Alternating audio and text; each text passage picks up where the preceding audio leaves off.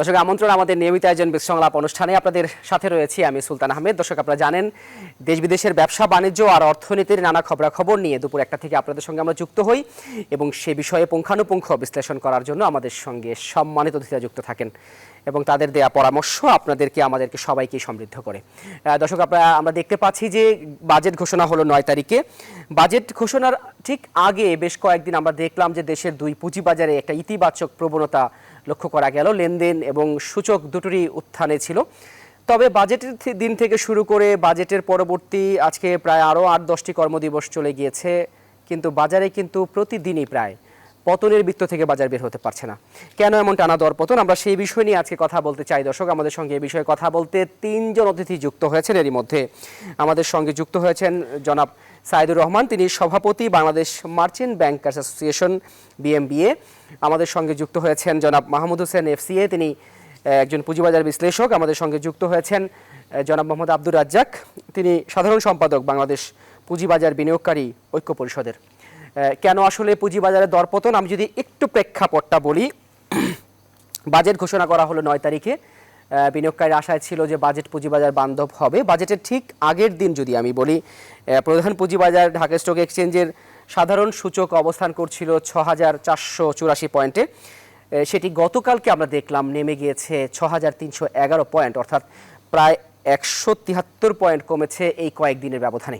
অন্যদিকে যদি আমরা লেনদেনের কথা বলি, 919 কোটি টাকা লেনদেন হয়েছিল বাজেটের আগের দিন, সেটি গতকালকে নেমে গিয়েছে 725 কোটিতে, অর্থাৎ প্রায় 200 কোটি টাকা লেনদেন কমে গিয়েছে। অন্যদিকে যদি আমরা বলি বাজার মূলধনের কথা, যেটি খোয়া গিয়েছে বেশ খানিকটা। বাজার মূলধন বাজেটের আগের দিন 5,23,171 কোটি টাকা ছিল, যেটি নেমে গিয়েছে এখন গতকালকে 5,12,000 কোটি, অর্থাৎ এখানেও প্রায় 11,000 কোটি টাকা বাজার মূলধন খোয়া গিয়েছে বিনিয়োগকারীদের। এমন পরিস্থিতিতে কেমন রয়েছে বিনিয়োগকারী, আমি শুরুতেই আসবো জনাব আব্দুর রাজ্জাক আপনার কাছে, যিনি সাধারণ সম্পাদক বাংলাদেশ পুঁজিবাজার বিনিয়োগকারী ঐক্য পরিষদের। নিশ্চয়ই শুনতে পাচ্ছেন আব্দুর রাজ্জাক আপনি আমাকে। কেন আসলে এই পতন, আর এই পতনে এখন পুঁজিবাজারে বিনিয়োগকারীদের মধ্যে আস্থার ঘাটতি কতটুকু হচ্ছে, বিনিয়োগকারীরা এখন আসলে কিভাবে দিন কাটাচ্ছে, আপনি যদি একটু বলেন। জনাব রাজ্জাক শুনতে পাচ্ছেন আপনি আমাকে?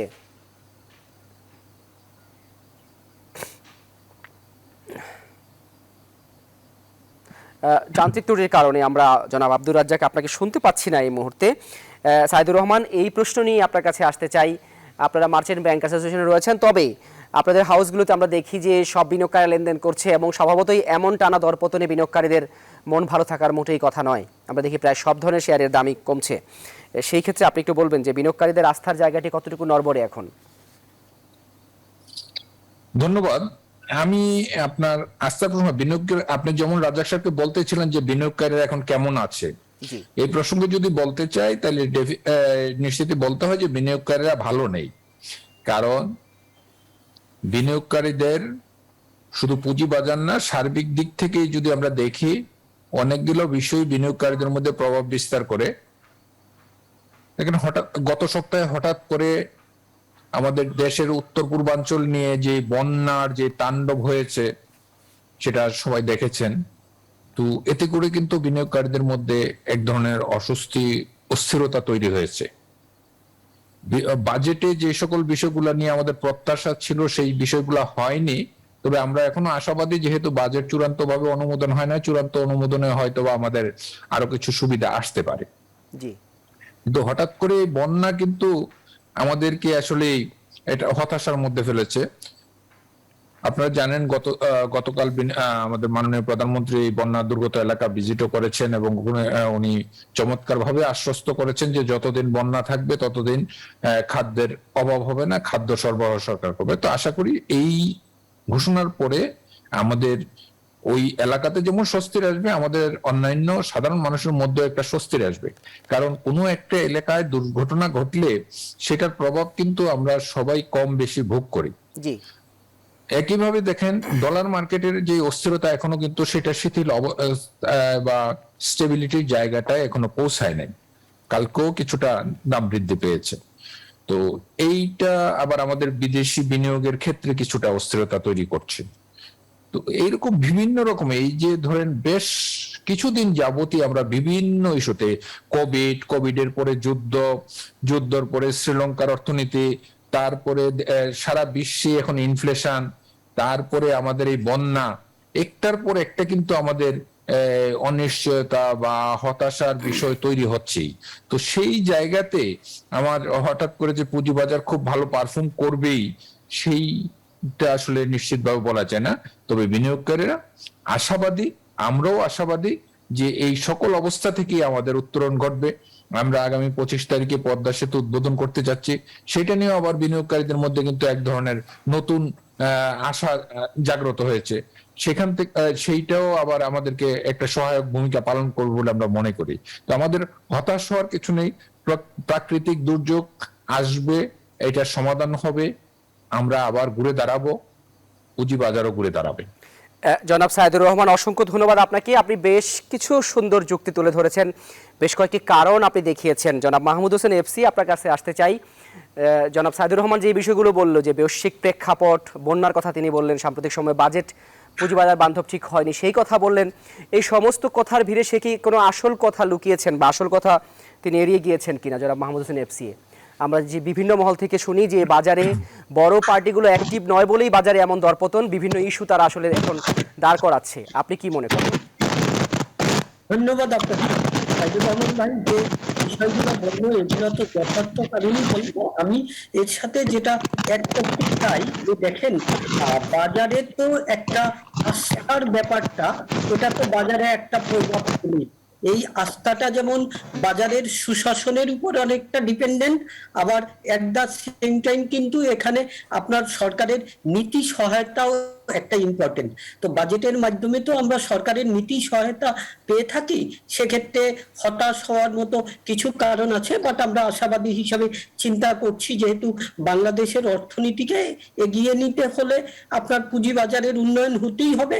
কাজেই আমাদের মাননীয় অর্থমন্ত্রী এবং প্রধানমন্ত্রী মহোদয়রা আপনার বাজারের ব্যাপারে আরো বেশি পজিটিভ আইডিয়া নিয়ে চলে আসবেন এবং ওনারা নীতি সহায়তা দিবেন, যেহেতু বাজেট এখনো ডিসকাশনের লেভেলে আছে। অ্যাপার্ট ফ্রম দ্যাট আমি বলবো যে বাজারে বাড়ানো দরকার এবং বাজারের কিন্তু আপনার একটা স্ট্রাকচারাল সংস্কার হওয়া দরকার। এই যে যখন আস্থার সংকট দেখা দেয়, সেটা বৈশ্বিক যুদ্ধের কারণেই হোক, ডলারের আনস্টেবিলিটি কারণেই হোক, অথবা আপনার বন্যার কারণেই হোক, এখানে কিন্তু প্রাতিষ্ঠানিক বিনিয়োগকারীদের একটা গঠনমূলক ভূমিকা রাখার দরকার। তো বাংলাদেশে কিন্তু সেরকম প্রাতিষ্ঠানিক বিনিয়োগকারী নাই। যারা কাগজে কলমে প্রাতিষ্ঠানিক বিনিয়োগকারী আছে, তারা কিন্তু ডে ট্রেডার হিসেবে অ্যাক্ট করে, তারা কিন্তু কখনো এরকম গঠনমূলক একটা পারফরমেন্স রাখে না। সেটা যেমন সরকারি টাকায় প্রতিষ্ঠিত বা লালিত পালিত প্রতিষ্ঠানের কথা বলেন, বা অন্য যারা প্রতিষ্ঠান আছেন তারাও কিন্তু প্রাতিষ্ঠানিক বিনিয়োগকারী হিসাবে ভূমিকা রাখে না। তো পুঁজিবাজার যদি দীর্ঘস্থায়ীতে একটা আপনার স্থিতিশীল অবস্থা করতে হয়, তাহলে অবশ্যই প্রাতিষ্ঠানিক বিনিয়োগকারীদের আপনার পার্টিসিপেশন বাড়াতে হবে এবং গঠনমূলক আচরণ করেন সেটা নিশ্চিত করতে হবে। এবং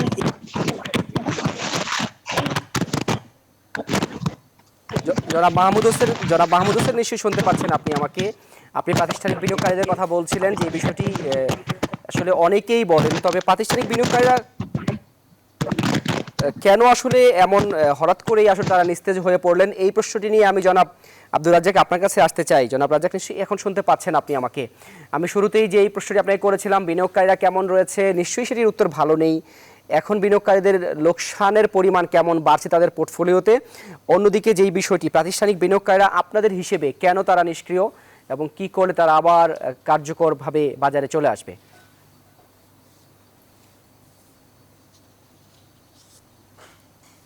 জনাব রাজ্জাক, শুনতে পাচ্ছেন আপনি আমাকে?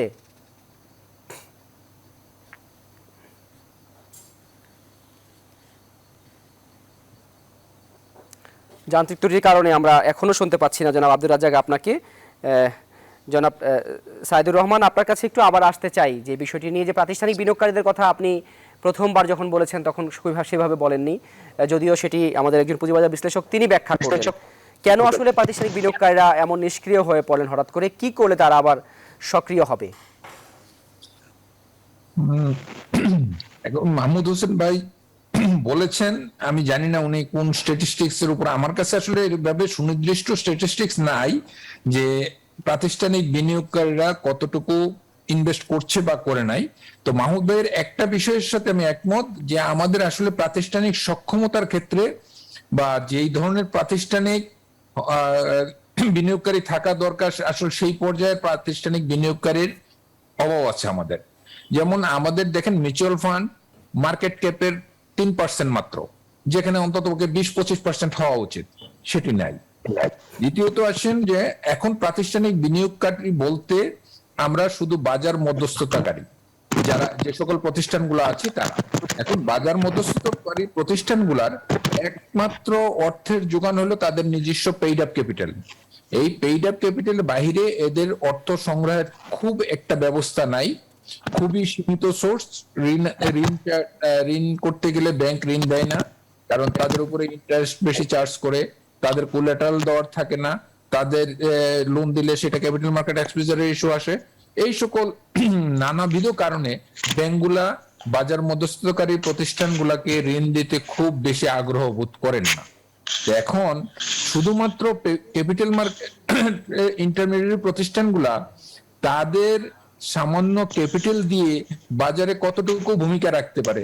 আপনারা জানেন কিছুদিন আগে আমরা একটি বিশেষ অনুরোধও জানিয়েছিলাম, প্রস্তাব করেছিলাম যাতে পুঁজিবাজারে প্রতিষ্ঠানগুলা সহজ শর্তে বা সহজভাবে ঋণ নিতে পারে, সেইটার জন্য একটা 10,000 কোটি টাকার ফান্ডের অর্গানাইজ কিভাবে করা যায়। এটা আসলে আমরা কোনো চাই নাই, সেই বিষয়টি এখন পর্যন্ত আমরা খুব একটা আলোর মুখ দেখিনি। এখন আপনি যদি প্রাতিষ্ঠানিক বিনিয়োগকারীকে সক্রিয় করতে চান, তাদের সক্ষমতার জায়গাটিকেও একটু বিবেচনায় নেওয়া দরকার। তাদের সক্ষমতা কিভাবে বাড়ানো যায়, তাদেরকে অর্থ বাজারের সাথে বা ব্যাংকিং চ্যানেলের সাথে কিভাবে টেক করা যায়, যেখান থেকে অর্থের যোগান বাড়তে পারে। তাদের অর্থের যোগান যদি না বাড়ে, তার প্রাতিষ্ঠানিক সক্ষমতা সে কি দিয়ে প্রমাণ করবে? তো সেই জায়গাতে এখন প্রাতিষ্ঠানকে অনেক সময় আমরা দেখছি অনেক আলোচনা অনুষ্ঠানে প্রাতিষ্ঠানিক বিনিয়োগকারীদের ভূমিকা নিয়ে অনেক প্রশ্ন তুলে, সেই প্রশ্নের ক্ষেত্রে আমরা সবসময় কোয়ালিটেটিভ কথা শুনি, কিন্তু কোয়ান্টিটেটিভ কিছু থাকে না, যে কি পরিমাণ ইনভেস্টমেন্ট আছে বা তারা কি ইনভেস্টমেন্ট থেকে এক্সিট নিয়েছে, সেইগুলো কিন্তু আসলে তথ্য অ্যাভেলেবেল না। তো যদি অ্যাভেলেবেল না হয় তথ্য, সেইটার উপরে আসলে কমেন্টস করাটা খুবই ডিফিকাল্ট, বা এটা আসলে কতটা বাস্তবসম্মত হয় সেই জায়গাতে আমার যথেষ্ট সন্দেহ আছে। তবে আমি মাহমুদ ভাইয়ের সাথে আবারও বলছি, একমত যে আমাদের প্রাতিষ্ঠানিক সক্ষমতা বাড়ানো বা সেই মানের প্রাতিষ্ঠানিক বিনিয়োগকারী তৈরি করা খুবই প্রয়োজন বাজারের ফিউচার এক্সপানশনের জন্য, গতিশীলতা বৃদ্ধির জন্য। আমরা যদি এখন যারা বাজার মধ্যস্থতাকারী হিসেবে কাজ করছি, তাদের সক্ষমতার জায়গাটায় যথেষ্ট সীমাবদ্ধতা আছে। জনাব সাইদুর রহমান, আপনি যেমনটি বলছিলেন যে আপনাদের তরফ থেকে 10,000 কোটি টাকা একটি তহবিল গঠনের কথা আপনারা বলেছেন, প্রস্তাব দিয়েছেন। আমরা তো যেটি যতটুকু জানি সেটি নিয়ন্ত্রক সংস্থা সেটিকে স্বাগত জানিয়েছেন। এখনো পর্যন্ত সেটি আসলে বাস্তবে রূপ নিতে কি কি দেখেন মাঝখানে, মানে কেন আসলে এখনো পর্যন্ত আলোর মুখ দেখে না, বা কবে নাগাদ দেখতে পারে? কবে নাগাদ দেখতে পারে, দেখেন এইগুলো তো হলো সরকারি পলিসির বিষয়। আমরা জাস্ট একটা সমস্যা এবং সমাধান, এই দুটো জিনিস সম্পর্কে উপস্থাপন করেছি। এখন এই সমস্যাটা কি সেটা, যেমন এখনো আমি আপনাদেরকে বললাম যে বাজার মধ্যস্থকারীদের শুধু ক্যাপিটাল, তাদের পেইড আপ ক্যাপিটাল ছাড়া তাদের আর্থিক সোর্স নেই। তো সেই জায়গাটাকে ফ্যাসিলিটেট করার জন্য আসলে আমরা এইরকম ফান্ড গঠন করে তাদেরকে লোন দেওয়ার ব্যবস্থা করার, এবং সেটা কোনো ফ্রি অফ কস্ট না, সেটাও কিন্তু ইন্টারেস্ট বেয়ারিং লোন। এখন দেখেন সকল ধরনের শিল্প প্রতিষ্ঠানই লোন খুব সহজভাবে নিতে পারে, তাদের দেওয়ার ব্যবস্থা আছে, তাদের জমি আছে, মেশিনারিজ আছে, বিল্ডিং আছে। এখন একটা মার্চেন্ট ব্যাংক বা একটা ব্রোকার হাউস যে কি কোলাটারাল দিবে? তাদের তো কোলাটারাল দেওয়ার মতো কিছু নেই এখন। দেখেন তাদেরকে যদি প্রাতিষ্ঠানিক কর্পোরেট গ্যারান্টির উপরে ভিত্তি করে তাদেরকে যদি ইজি ওয়েতে লোন দেওয়া যেত, তাহলে তাদের কিন্তু মার্কেট পার্টিসিপেশনটা অনেক বেড়ে যেত। এবং একটা জিনিস দেখবেন যে বাজার মধ্যস্থতাকারী কেউ কিন্তু কোনো ব্যাংকের সাথে ডিফল্ট করছে বা কোনো ব্যাংকের টাকা আত্মসাৎ করছে ওইরকম রেকর্ড নাই কিন্তু। এটা তো সেই আসলে প্রাতিষ্ঠানিক জায়গাতেও কিন্তু বিনিয়োগকারী হিসেবে তো মানে প্রতিষ্ঠান হিসেবে তো এটা করার কথাও নয়।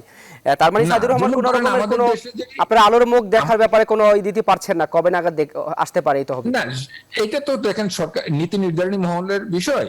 এটা নিয়ে আসলে কখন কি হবে এটা আমাদের বলাটা খুব জটিল। কিন্তু একটা বিষয় দেখেন, অন্যান্য অনেক প্রতিষ্ঠান ডিফল্টার হচ্ছে, লোন করছে, কিন্তু আপনার পুঁজিবাজারের কোনো প্রতিষ্ঠান কিন্তু ডিফল্ট করে নাই। পুঁজিবাজারের প্রতিষ্ঠান কিন্তু যথাযথভাবে, যদি অতীতে কি হয়েছে কিনা জানি না আমরা, কিন্তু বর্তমান সময়ে আমার জানা নেই যে কোনো বাজার মধ্যস্থতাকারী প্রতিষ্ঠান ঋণ নিয়ে ডিফল্ট করছে। জি, তো জনাব সাইদুর রহমান, অসংখ্য সেই ধন্যবাদ হিসেবে আপনাকে। তাদেরকে আপনারা থাকুন সহযোগিতা। আমাদের সঙ্গেই। পুঁজিবাজার নিয়ে আমরা আরো অনেক বিষয় রয়েছে যেগুলো নিয়ে আপনাদের সঙ্গে আলোচনায় ফিরতে চাই, তবে ছোট্ট একটি বিরতির সময় হয়েছে। দর্শক থাকুন আমাদের সঙ্গেই, ফিরছি বিদ সংলাপে ছোট্ট একটি বিরতি থেকে। দর্শক, আমন্ত্রণ বিরতির পরে আপনারা দেখছেন আমাদের নিয়মিত আয়োজন বিদ সংলাপ অনুষ্ঠান। যে বিষয়ে আজকে আমরা কথা বলছি, পুঁজিবাজারের টানা দরপতন নিয়ে। বিরতিতে যাবার আগে দুজন বক্তাই আমাদের মধ্যে খুব ভালো বলছিলেন, যদিও আরেকজনকে আমরা যান্ত্রিক ত্রুটির কারণে খুব ভালো সংযোগ পাচ্ছি না। জনাব মাহমুদ হোসেন, আপনার কাছে একটু আসতে চাই। যেমনটি আসলে বারবারই বলা হচ্ছে যে প্রাতিষ্ঠানিক বিনিয়োগকারীদের ভূমিকার কথা, সেই বিষয় নিয়ে পক্ষে পক্ষে নানান যুক্তি রয়েছে। একটি বড় তহবিল করার কথা বলেছে মার্চেন্ট ব্যাংক অ্যাসোসিয়েশন, সেটিও এখন আলোর মুখ দেখেনি। এমন বাস্তবতায় যেটি আসলে বলতেই হয় যে নতুন গভর্নর আসছে বাংলাদেশ ব্যাংকে, এবং অনেক বিনিয়োগকারীরা এই বাজার সংশ্লিষ্টরা বলছে, অনেক পত্রপত্রিকায় রিপোর্ট হচ্ছে যে পুঁজিবাজার বান্ধব গভর্নর তারা আশা করছেন, এবং তারা বলছেন যে পুঁজিবাজার বান্ধব গভর্নর হতে যাচ্ছে। যদিও আমরা জানি যে এই বাংলাদেশ ব্যাংকের রেশ ধরেই কিন্তু এই বাজারে আজকের যে পতন সেটি শুরু হয়েছিল। আপনি কি মনে করেন যে ব্যাংক এক্সপোজার লিমিটের, তারপরে বাজার মূল্যে না কেনা মূল্যে, এইরকম যেই বিষয়গুলো রয়েছে সেটি কি সমাধান হতে পারে এই নতুন গভর্নর আসলে? ধন্যবাদ সুলতান ভাই। দেখুন, নতুন গভর্নর হিসাবে সিনিয়র অর্থ সচিব মহোদয় যিনি আসছেন, উনি কিন্তু ক্যাপিটাল মার্কেটের সাথে রিলেটেড একজন ব্যক্তি, এবং উনি যথেষ্ট পরিমাণ জ্ঞান রাখেন ক্যাপিটাল মার্কেটের ব্যাপারে। শুধুমাত্র তাই বলবো না, ইভেন পারিপার্শ্বিক অবস্থার ব্যাপারে এবং পার্শ্ববর্তী দেশের যে অর্থনৈতিক উন্নয়ন বা ওখানে আপনার অর্থনৈতিক উন্নয়নে যে কেন্দ্রীয় ব্যাংকের ভূমিকা বা ক্যাপিটাল মার্কেটের ভূমিকা, এগুলো নিয়েও কিন্তু উনি যথেষ্ট পরিমাণ জ্ঞান রাখেন। আর আমরা আশাবাদী পার্সন হিসাবে অলওয়েজ চিন্তা করি যে অবশ্যই ভালো একটা পজিটিভ একটু ইনফ্লুয়েন্স আসবে। কেননা দেখেন, আমাদের এই যে একটা হচ্ছে মানি মার্কেটের কর্তা ব্যক্তি হচ্ছেন গভর্নর সাহেব, এবং ক্যাপিটাল মার্কেটের কর্তা ব্যক্তি হচ্ছেন বাংলাদেশ সিকিউরিটি এক্সচেঞ্জ কমিশনের চেয়ারম্যান। এই দুটোই কিন্তু প্রায় প্রায় নীতিগত ব্যাপারে টানাপোড়েন থাকে, এবং একথা আমাদের স্বীকার করতেই হবে যে ক্যাপিটাল মার্কেটের কিন্তু একটা খুবই গুরুত্বপূর্ণ নিয়ামক এবং পার্টিসিপেন্ট কিন্তু হচ্ছে ব্যাংক। এবং ব্যাংকগুলো বিভিন্ন সময় কিন্তু ক্যাপিটাল মার্কেটে যখন আস্থার সংকট হয় বা ক্যাপিটালের শর্টেজ হয়, বাংলাদেশ ব্যাংকের কারণেই বা তাদের ইনিশিয়েটিভেই কিন্তু ব্যাংকগুলো ইনভেস্ট করে। ইভেন ব্যাংকের যে সাবসিডিয়ারি গুলো আছে, তারাও কিন্তু ক্যাপিটাল মার্কেটে মাঝে মধ্যে প্রাতিষ্ঠানিক বিনিয়োগকারী হিসাবে আপনার ভূমিকা রাখতে চায়, যদিও তাদের ফান্ডের সংস্থান কিন্তু স্বল্প মেয়াদের ফান্ড দিয়ে তারা দীর্ঘ মেয়াদে ইনভেস্ট করতে চায়।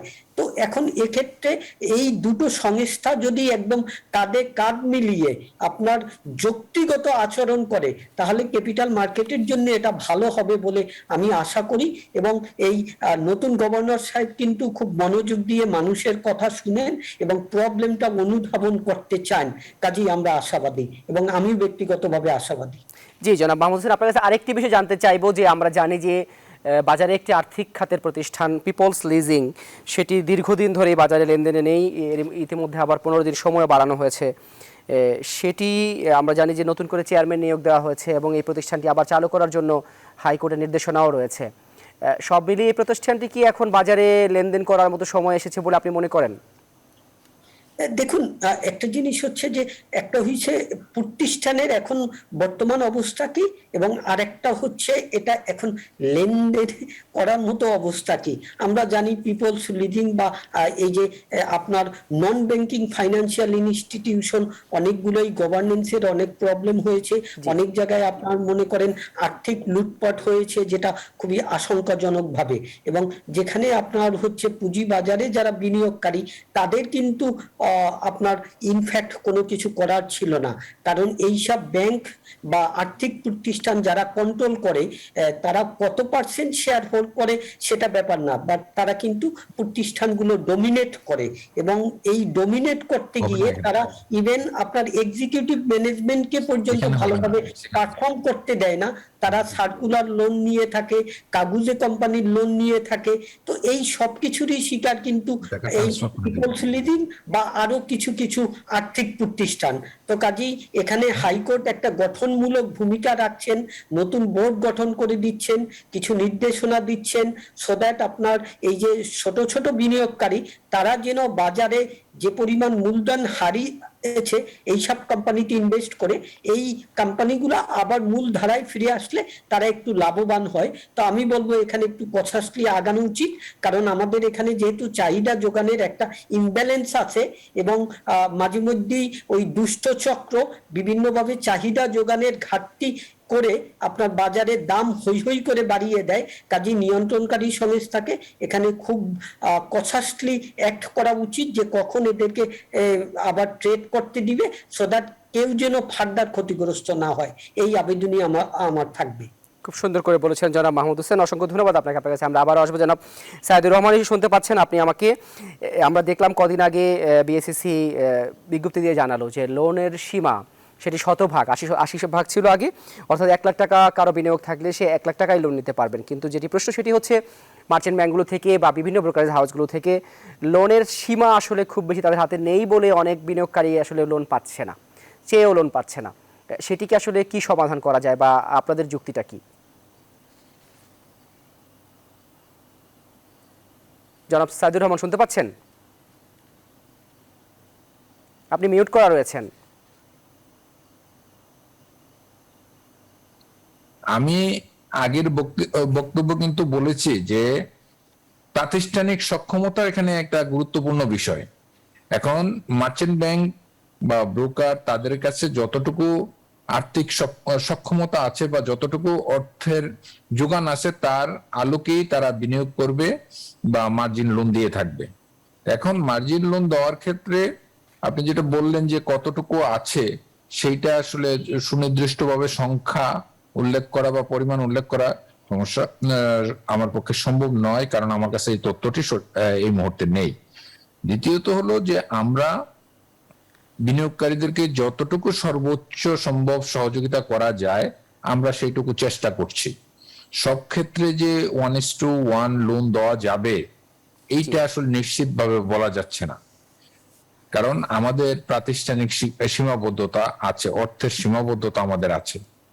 এখন আমাদের যদি এরকম অর্থ পাওয়ার খুব সহজলভ্য সুযোগ থাকতো তাহলে আমরা হয়তো বিনিয়োগকারীদের জন্য তাদের প্রয়োজন অনুযায়ী নিশ্চয়তা দিতে পারতাম যে আমরা তত পরিমাণ অর্থ দিব। কিন্তু আমরা আমাদের ইচ্ছে থাকলেও নিয়মের বেড়াজালে আমাদের প্রাতিষ্ঠানিক সীমাবদ্ধতার কারণে আমরা হয়তো বিনিয়োগকারীদের চাহিদা মতে সেটা তাহলে বিএসইসি যে নতুন করে লোনের লিমিট বাড়ালো সেটির সুফল কি বিনিয়োগকারীরা পাবে না? হ্যাঁ, সেটির সুফল বিনিয়োগকারীরা কিছুটা হলে পাচ্ছে। যেমন ধরেন আগে যখন 1:0.8 ছিল, যদি সেই লিমিটটা ব্রিজ করে চলে যেত তার ফোর্স সেলের জায়গাটা একটু ত্বরান্বিত হইতে পারতো, সেই জায়গাটা কিন্তু এখন একটু ডিলে হচ্ছে। মার্কেট পড়ে গেলেই সে একটু স্পেস বেশি পাচ্ছে মার্কেট যখন ডিক্লাইন ট্রেডে থাকে। তারপরেও আমি বলবো বিনিয়োগকারী আসলে মার্জিন নিয়ে বিনিয়োগ করা কোনো যৌক্তিক কারণ নাই। মার্জিন নিয়ে যদি আপনি বিনিয়োগ করেন সেখানে লাভের চেয়ে লস হওয়ার সম্ভাবনা। যারা নিয়মিত ট্রেড করে 2 দিন 5 দিন 7 দিন 15 দিনের জন্য যদি মার্জিন লোন নেয় সেটা যুক্তি, কিন্তু কেউ যদি দীর্ঘমেয়াদী বিনিয়োগের জন্য মার্জিন লোন নেয় সেটা কিন্তু ঝুঁকিপূর্ণ, কারণ আপনি নিশ্চিত না যে আপনার কোনো বিনিয়োগের মূল্য শুধু বাড়তেই থাকবে, বিনিয়োগের মূল্য কমতেও পারে। একদিকে বিনিয়োগের মূল্য কমবে, অন্যদিকে ইন্টারেস্ট যোগ হইতে থাকবে।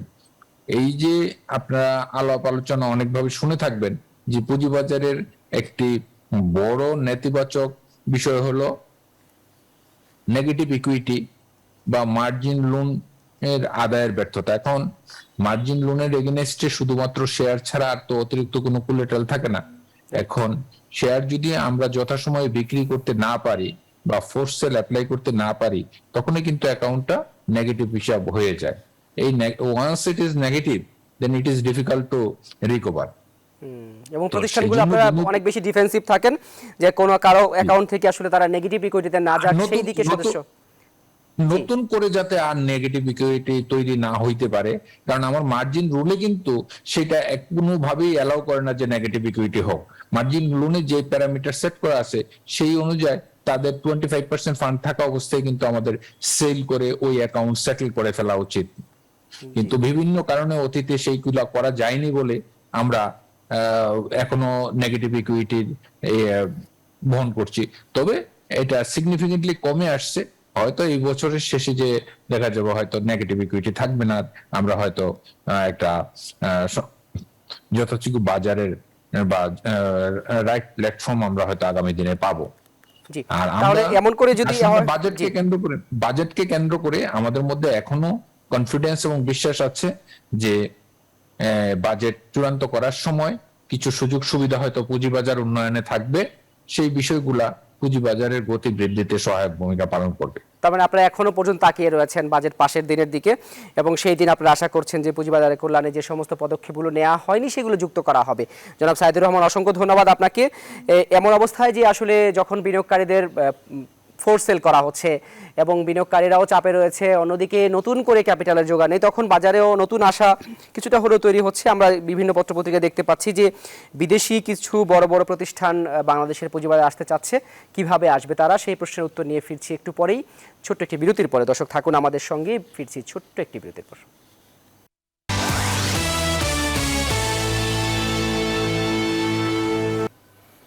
দর্শক, আমন্ত্রণ বিরতির পর আরও একবার আপনারা দেখছেন আমাদের নিয়মিত রাজনৈতিক সংলাপ অনুষ্ঠান, যে বিষয়ে আজকে আমরা কথা বলছি টানা পতনে দেশের দুই পুঁজিবাজার। বিরতিতে যাবার আগে জনাব মাহমুদ হোসেন এফসিএ এবং জনাব সাইদুর রহমান খুব সুন্দর ব্যাখ্যা দিচ্ছিলেন বিভিন্ন বিষয়ে। আমরা একটু যদি বিনিয়োগের দিকে আসি, আমরা যদি ইতিবাচক দিক থেকে বিবেচনা করি যে বাজারে আসলে এখন পি রেশিও যেভাবে নেমে গেছে, দক্ষিণ এশিয়া বা সারা পৃথিবীর বড় বড় বিনিয়োগকারীদের কাছেই তো বাংলাদেশের পুঁজিবাজার একটি আকর্ষণীয় জায়গা হতে পারে, শুধুমাত্র যদি আস্থাটি আমরা তৈরি করতে পারি। সেই ক্ষেত্রে আমরা দু একটা পত্রিকার নিউজ দেখছি যে ডন গ্লোবাল ম্যানেজমেন্ট তারাও বাংলাদেশে বাজারে বিনিয়োগ করার জন্য প্রস্তুতি নিচ্ছে বা বড় অঙ্কের একটি তারা বিনিয়োগ নিয়ে আসবে। জনাব সাইদুর রহমান, এই বিষয়টিকে আপনারা কিভাবে দেখেন, এই বিদেশি বিনিয়োগকে, এবং এর ফলে বাজারে গতি ফিরতে পারে কিনা যদি তারা সত্যিই আসে? নিশ্চয়ই এটি একটি অত্যন্ত ইতিবাচক এবং গুরুত্বপূর্ণ তথ্য আজকের বাজারের জন্য। আমি আজকে সকালবেলায় পত্রিকাতে এই বিষয়টি দেখেছি যে ডন গ্লোবাল ইনভেস্টমেন্ট করতে যাচ্ছে এবং জুলাই মাসের প্রথম থেকেই ওনাদের ইনভেস্টমেন্টের প্ল্যান আছে। তো এইটা আমাদের বাজারের প্রেক্ষাপটে অত্যন্ত গুরুত্বপূর্ণ একটি সংবাদ, যা বাজারের গতিশীলতা বৃদ্ধিতে সহায়ক ভূমিকা পালন করবে এবং এই তাদের প্রেক্ষিতে আরো হয়তো অন্যান্য বিনিয়োগকারীরাও আকৃষ্ট হবে। আর আমাদের ডলারের প্রাইস নিয়ে যে অনিশ্চয়তা ছিল, আমার মনে হয় যে সেটা অনেকটাই সমন্বয় হয়ে গেছে। তো ডলার প্রাইস সমন্বয় হয়ে গেলে কিন্তু বিদেশি বিনিয়োগকারীরা তখন আবার স্বাভাবিকভাবে আগ্রহী হবে। বিদেশি বিনিয়োগের পরিমাণটা আমাদের কিন্তু গত 2 বছর যাবৎ পর্যায়ক্রমে কমে আসছে। এই ডলারের প্রাইসকে কেন্দ্র করে ডলার দাম অ্যাডজাস্ট হবে, এই ধরনের গসিপিং তো বিভিন্ন সামাজিক মিডিয়াতে ছিল। তো সেই সকলকে কেন্দ্র করে বিদেশি বিনিয়োগে কিছুটা বাটা ছিল।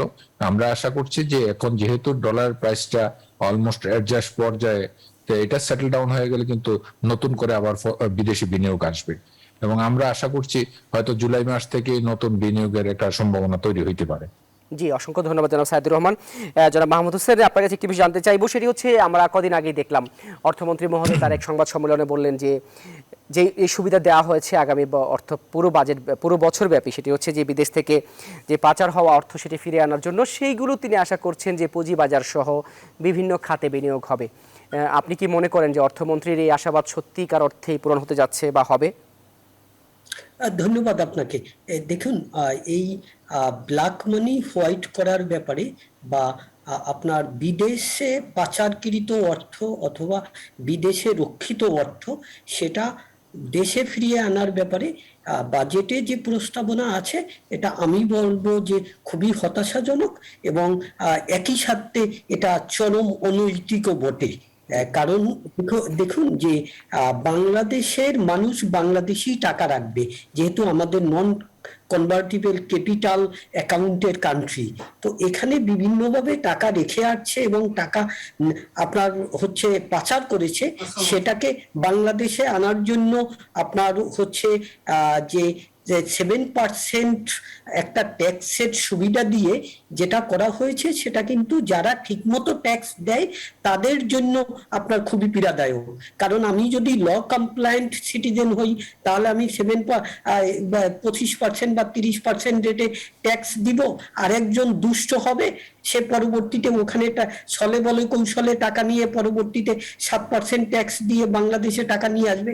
এটা যে কোনো সোসাইটির জন্য কিন্তু খুবই হতাশাজনক। এট দ্য সেম টাইম কেউ যদি বিদেশে টাকা রাখে অথবা বিদেশে সম্পদ রাখে, তারা কিন্তু আপনার 15% অথবা 10% ট্যাক্স দিয়ে বাংলাদেশে ওটা আপনার মনে করেন ইনকাম ট্যাক্স রিটার্নে শো করতে পারবে। তো কাজেই বিগত পারফরমেন্স দেখলেও বা অন্য যে দুটো উইন্ডো রেখেছে, সেই হিসাবে কিন্তু আপনার বাংলাদেশে অনেক পরিমাণ টাকা আসবে, এটা নিয়ে খুব একটা আশা করার মতো অবস্থা নাই। বাট টাকা যদি বাংলাদেশে আসে, এর ছিটে ফোটা ক্যাপিটাল মার্কেটে যেতে পারে, দ্যাটস ট্রু। বাট আমি সম্মানের সহিতই দ্বিমত পোষণ করে বলছি যে যে জিনিসটা হয়েছে এটা। জি জনাব মাহমুদ হোসেন এফসি, অসংখ্য ধন্যবাদ। আপনি খুব সুন্দর ব্যাখ্যা দিচ্ছিলেন, যদিও ব্যাপারটি অনৈতিক, তবে আপনি বলছিলেন যদি এই টাকা ফেরত আসে তাহলে তা পুঁজিবাজার কিছুটা হলেও আসবে এবং সেটি আসলে বিনিয়োগ বাজারকে ঘুরে দাঁড়াতে সহায়তা করবে। অন্যদিকে আবার সাইদুর রহমান যেমনটি আশা করছেন যে বিদেশি বিনিয়োগকারীরা বাজারে আসলে সেই বাজার গতিশীল হবে এবং সাধারণ বিনিয়োগকারীদের আস্থা ফিরলে বাজারে আরও বেশি বিনিয়োগ আসবে। অসংখ্য ধন্যবাদ দুজনকে যুক্ত হওয়ার জন্য, আমাদের সঙ্গে সময় দেওয়ার জন্য। আমরা আশা করি বিদ সংলাপের পরের কোনো পর্বে আপনাদেরকে আমরা অতিথি করে পাবো। দর্শক, আজ এ পর্যন্তই। যারা সব বাজারে বিনিয়োগ করছেন তারা নিজের টাকা বিনিয়োগ করেন, তারা দেখে শুনে বুঝে বিনিয়োগ করবেন, সেই প্রত্যাশা রেখে আজকের মতো শেষ করছি। ভালো থাকুন, সুস্থ থাকুন এবং সব খবর সবার আগে দেখতে চোখ রাখুন নিউজ 24।